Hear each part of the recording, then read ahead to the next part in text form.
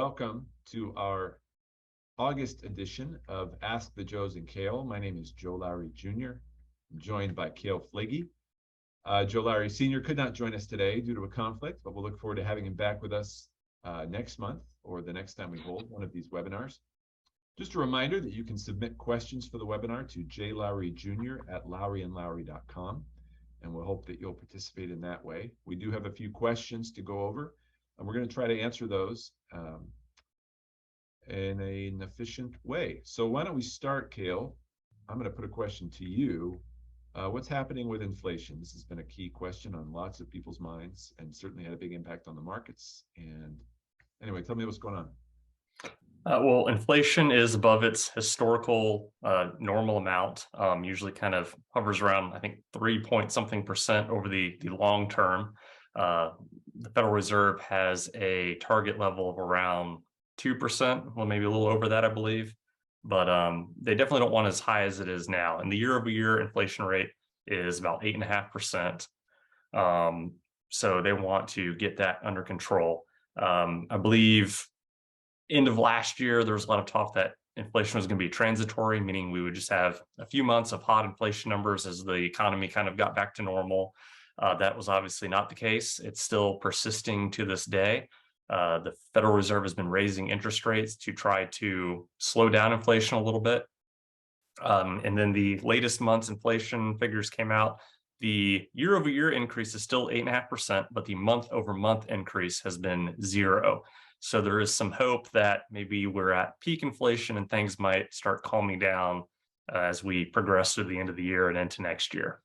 So what we really want to see are those year-over-year numbers decline, but at least saw no further increase in the rate of inflation.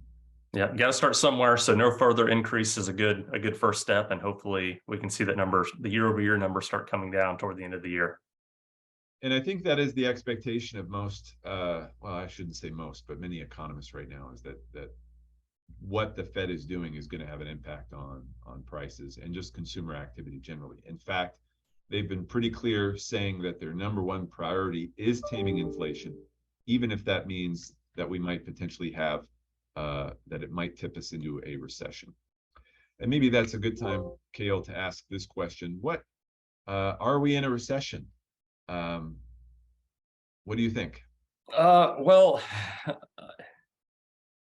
it's weird to be able to answer this question now because everybody is kind of making it political. If you are, on the left, you're saying that no, we're not in a recession. If you're on the right, a lot of people are saying that we are in a recession because we've had 2 quarters of negative growth. There is a economist, well, we follow many economists. One of them, his name is Brian Westbury, and he is very right-winged, considerably so. And he even admits that we are not in a recession. So it's kind of encouraging, given how much political bias is in the are we in a recession or are we not, to hear somebody kind of taking the opposite narrative of his party of what we're in. And his take is we're not in a recession, even though we've had 2 quarters of negative growth, because job growth has been so good and since there's so much economic activity still. So this is something that's often a little bit tricky for somebody who doesn't spend a lot of time looking at this stuff, because what you said, those 2 consecutive quarters of a shrinking economy, for most people, when they think of recession, that's what they think about. And a lot of traditionally, that's been kind of our shortcut. What is a recession? It's 2 consecutive quarters of negative economic growth. But I guess there have been periods where we've had similar economic contraction, and oh gosh, what's the name? It's an acronym, but the folks that actually define a recession tell us if we have had a recession do take into account other factors, employment being an important one of those. And I think we looked at some information that indicated that most of the time, really, I think with most previous recessions that we've had going back to the Great Depression, we've not had a recession with employment that looks anywhere like what we're having today. Right. I've seen the number of job openings shrink a little bit. It's still significantly higher than the number of available workers. But yeah, that's an interesting thing. So I guess bottom line is we would say probably not in recession. And if we are in a recession, let's say we are in a recession. What does it mean for the average investor, or for one of our clients? What should they do? Well, I mean, it depends on their individual situation, but typically when we begin meeting with a client and talking about how to invest their money, we take into account that at some point in the future, while they're invested, there will be a recession. And in order to prepare for that, we make sure that they have a certain amount of cash on hand for an emergency fund. That can be for unexpected expenses, but not only that, in case they lose their job. So it really depends on what field of work that person is, at what stage in their life they are, what their expenses are, how much cash buffer they have. And then we invest them appropriately, knowing that over the long run they're going to experience multiple business cycles that they're going to be invested through. So we're not trying to time the market, jump in and jump out. If we have done our job and if our clients have stuck to the plan that we've come up with, they should be in a position where they can weather any recession that comes up. I like that.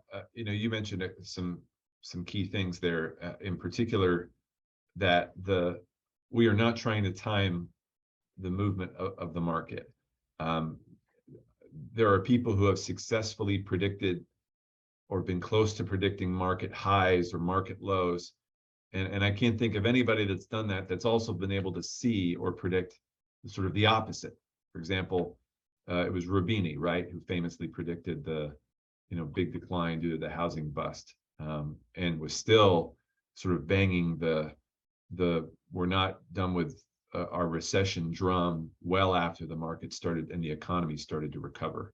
Yeah, so to time the market successfully, you have to be right twice. So not only do you have to know that, hey, a recession is going to start now, you have to know when not even really when it's going to end. You have to know when the market is starting to look forward past the end of the recession and when that turning point is going to be and things start recovering. Because usually the market will start recovering still when you're in the deepest part of the recession, because the market's forward looking and it's saying, hey, it's not going to get any worse than this. So we're looking forward to when it's going to start getting better. Yeah, I remember really vividly March of 2009, which was the low point post financial crisis, post housing bust. And, on a personal level, not really having any idea that was the market low. And of course, it was quite a while before we knew for sure that we had moved past that period. So a proper asset allocation, a proper mixture for a client, it needs to be determined at the beginning of their investment program. And unless there's a significant change in their personal circumstance or their goals or situation, making drastic changes is usually not appropriate. Now, sometimes a recession or a major decline in the market will prompt a change of some kind. Maybe a job is lost, or they've had a recharacterization of how they feel about market risk. And so a change might be necessary that way. But what's a much bigger factor is an individual's or a family's personal economy.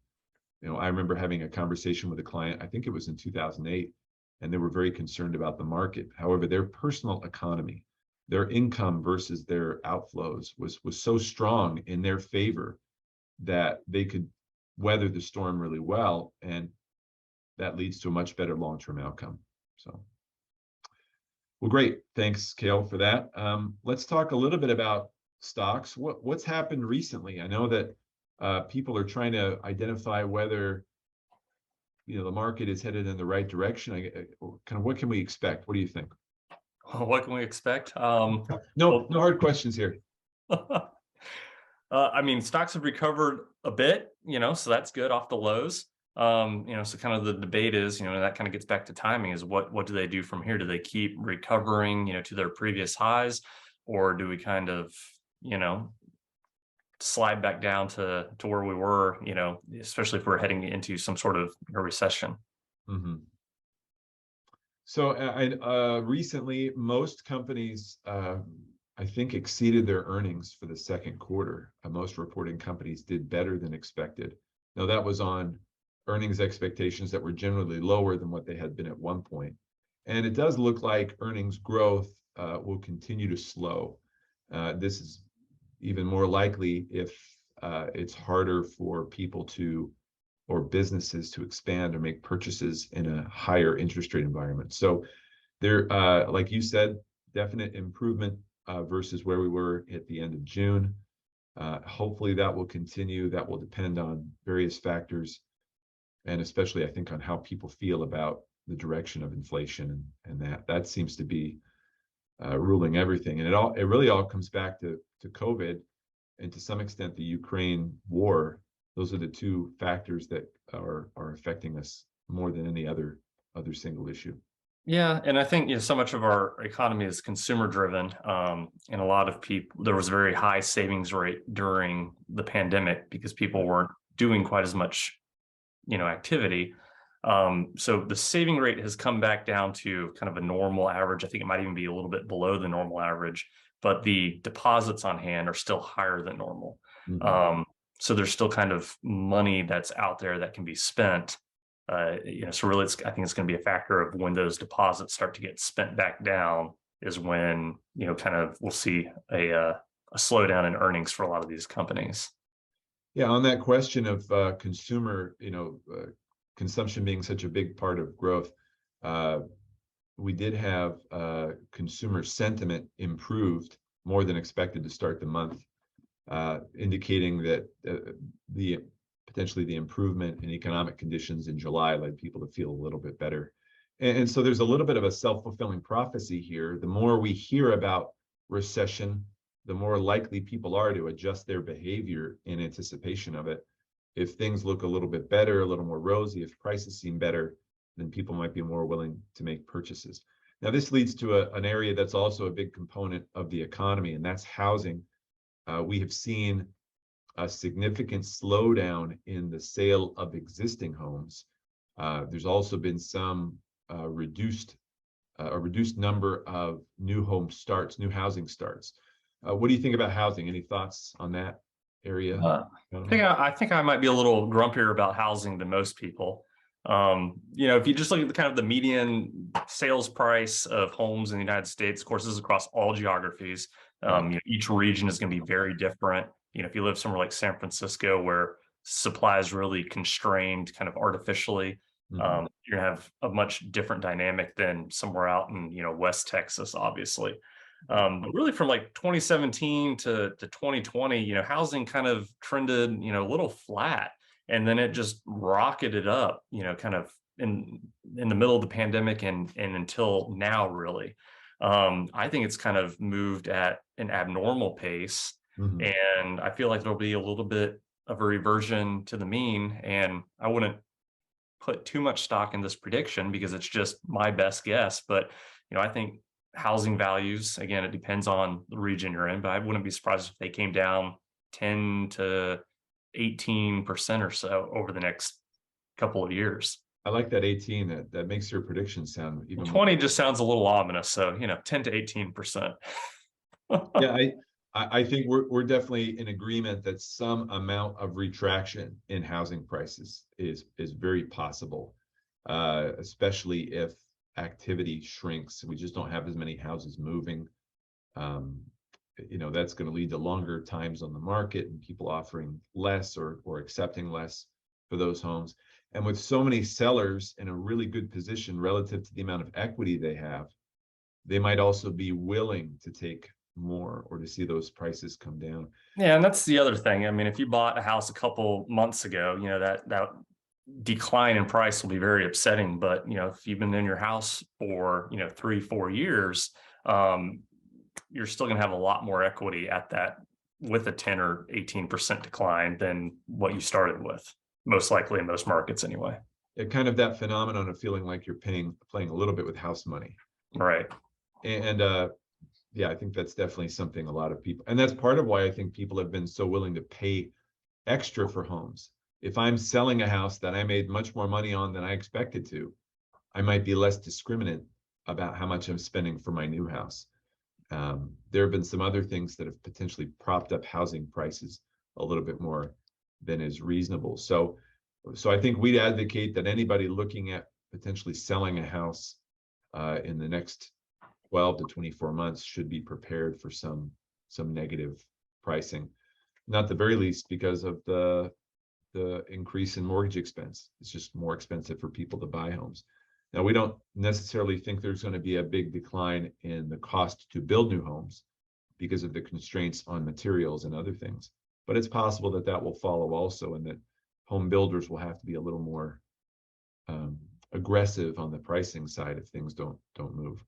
I did notice something interesting. A few months ago, I have a friend who's involved in a big real estate company who told me that home builders were going to start, the big corporate home builders would start building developments for rental purposes, not for sale. If you recall, in the housing crisis, a lot of the issues were some of these huge home builders were building big developments and the buyers dried up. Well, they've learned from that, and in fact, I noticed here in Gainesville, there's some townhomes going up on 39th Avenue that I don't think were originally slated to be for lease, but are now being leased rather than sold. And I think they're being built by, I know they're being built by one of the large national home builders. So that's an interesting shift that could allow home builders to weather the storm a little bit better than they did before if there is a decline in prices. Let's see if we have, I'm going to check if we have any questions. Cale, anything that you want to bring up or discuss? I have not received any questions. Something I wanted to ask you about, you wrote a post, and we referred to this in our Lowry letter a little while ago, was I-bonds. We still get questions about I-bonds. Maybe you give a quick rundown of why those might be good to consider, why you might want to avoid them, or anything that might be pertinent to people that have a question about I-bonds, because that's been, with the increase in inflation, that's been something that people have been more interested in. Sure. Yeah. So Uncle Sam, issues these bonds called Series I bonds, which are inflation bonds, and the interest rate on them it fluctuates with what the inflation rate is. So currently they're. How often does that change? Twice a year. Okay, so every 6 months. Yeah. So it's a combined rate. They have a fixed rate, and then they have a adjustable rate that changes with inflation. So their fixed rate is 0% currently, and then on an annualized basis, the additional rate is 9.62%. So basically, you buy this I bond, you'll have an annualized rate of 9.62%. So that sounds really appealing because it's a big number, but in real terms, it's only keeping up with inflation.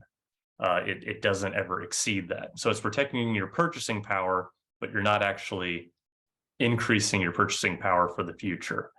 And then the negative of that is you don't get to lock in that rate. It adjusts every 6 months. So if inflation went to 0 next year, that bond would effectively, in theory, yield 0 also.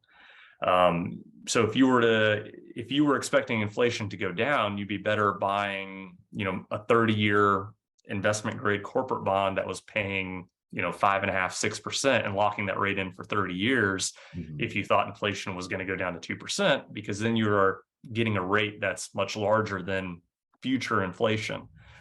Whereas that I bond, that would adjust down to that lower inflation rate.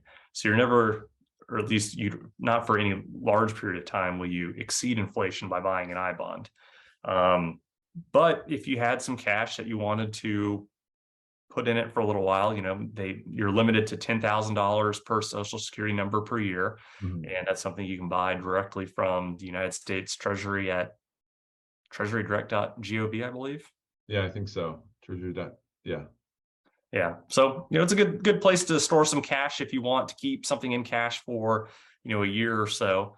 But again, it's not really a long-term plan to grow your wealth, if you will. Yeah, I've thought of it as something that's really good for money that you're not comfortable committing to the market, but that you really don't need in accessible reserves, just like you said. Like if you're trying to save up for a down payment for a house that you're not going to buy for a few years, the I bond could be useful because you're not going to lose the purchasing power of that money over the course of a couple of years. So it's good for that. But yeah, it's not really good for long term. It's not really good for emergency fund either, because you have to keep that money in there for a year before you can access it. And there's the limited amount that you can put in it. So right. Another factor. So, well, great. Well, I did receive a question related to the yield curve and the significance of the inverted yield curve. So I thought we'd talk about that a little bit. And something we can share maybe in next week's Lowry letter is a helpful article that was written by Brad McMillan last week. Brad, of course, is the Chief Investment Officer with Commonwealth and somebody that we've had talk to our clients before. So the yield curve basically refers to the idea that it should cost more to borrow money over the long term than over the short term. And that's because there are more risks to the lender when they issue a long-term loan. In other words, lending money for longer is riskier than lending money for a shorter period of time because more can go wrong. So right now we're in a period where in many cases short-term rates are higher than long-term rates. And this is often considered a sign of a pending recession. Now, the question that comes up is, depending on who you talk to, they might be using a different set of yields to determine whether that curve is inverted or not. So the 10-year Treasury rate is typically used on the long end. Often the 2-year is also used in concert with that. So all year they've had kind of a deteriorating relationship, and briefly in March and April, the yield curve turned negative. And then has been consistently negative since the start of July. The other yield curve or yield rate that is sometimes used is the 3-month Treasury rate, which has held up pretty strongly. And although it did drop in July, is improving. So we have two different ways of looking at that recession risk. One indicating that we are headed towards recession, the other indicating that there are a little more risks than there used to be, but that we're not there yet. So the question is, which one do you follow? So Brad mentions in this article that we can see that this has been a similar scenario in the past. There have been times when both have provided that signal. For example, the 10-year and the 2-year does tend to go negative first, sometimes for several months, and then the 10-3 will follow suit. But the shorter term, that 3-month paired with the 10-year tends to be more timely, or in other words, tends to be a better predictor that a recession is coming in the near term. The 10-2 has sometimes gone negative quite a long time before a recession actually kicks in. Any thoughts on that question? This can be kind of a wonky area to discuss. But even then, so if we've had a negative indication on the 10-year and the 2-year, it may still be a year to 2 years before we have a recession. The current situation with the 10-year and the 3-month is indicating that we're not likely to be in recession over the next 6 months, at least looking at history. So I guess, Cale, what do you think about the yield curve? Is that something that that's one of those? It's you have a basket of indicators that you can look at, and that's one of them. So it can kind of give you an idea of where we could be heading, but it also could trigger a false signal. So it's something to pay attention to, as well as many other indicators. But it's been wrong before, so you don't really want to necessarily upend your entire strategy because of it. Yeah, and it's you'll often see the statistic that the danger in making drastic changes to one's portfolio is that you could be out of position when things improve, and so we will generally recommend a strategy that's appropriate for your situation, and that you hang with that for the most part during difficult markets, because then we at least know that we'll be in a position to recover when the market does improve. So kind of I don't think we punted too bad on this, but just saying that the inverted yield curve, bottom line, can be a good indicator of recession. It's not necessarily the most prompt one in terms of telling us when a recession might occur. And I think we'd all agree that to think that there could be a recession in the next couple of years, if we're not dealing with one now, is a pretty safe expectation to have. Let's see if we have any other questions. Let's see. Did receive a question about crypto. I'll have to follow up directly on that one. This is an area that, from a regulatory standpoint, is in a gray area. Cryptocurrencies are not registered investments, registered securities, and so we're a little bit limited in terms of how we can opine on those. But there are some materials we can share or have a little direct conversation. So I'll have to follow up directly on that one. Any other, and I'll look forward to doing that. Any other questions for us? Cale, anything that comes to mind? I think we're probably at the end of what we wanted to talk about today. We just wanted to get in front of you and share a few thoughts and let you know where we see things going, and encourage you to keep the faith and know that one last thing, maybe Cale, just refers to something you said earlier, which is the danger of allowing maybe some of our worldviews of affecting our view of the markets and the economy.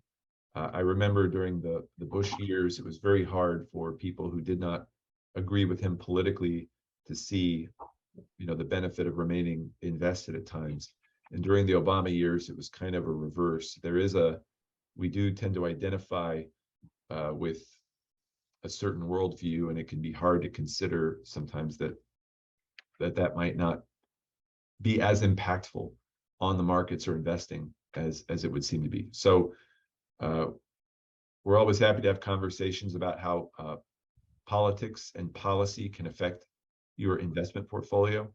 We are maybe a little concerned about increased budget for the IRS.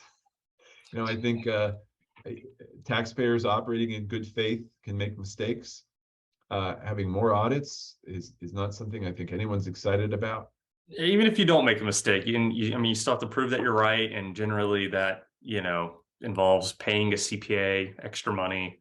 I actually used to work in a tax office for a little while, and probably 60% of the audits, the IRS actually owed the client more money because the client made a mistake that was actually favorable to the IRS. But getting $300 back from the IRS isn't very exciting when you have to pay your CPA an additional $1,500. So I think that's the biggest issue for your typical honest taxpayer anyway. And to editorialize a little bit, I've read a few articles that refer to the IRS as chronically underfunded. And I pull out my little violin to play a sad song for the chronically underfunded IRS. Now you're going to get audited. Good job, Joe. Yeah, maybe so. We will not include this in our recording, at least not that sentence. So great. Well, thank you everyone for tuning in. Really appreciate you taking your time on a Thursday afternoon to listen to what we have to say. Hopefully you can see that we have some humility when it comes to understanding what the market will do or won't do. We don't think that that our skill is in prognosticating, although it can be helpful to understand where things might be headed. We know that helping you maintain a focus on your long-term goals is really critical. Of course, anything that we've talked about today is intended to be for informational purposes. It's not a specific recommendation to buy or sell a security or investment product. You should always have a conversation with your financial advisor, financial professional, before making any decisions of that kind. And we are, as always, happy to sit down with you in person, remotely, to discuss what and if any changes might be appropriate. So thank you, Cale. Well, we'll look forward to talking again soon. Have a good one.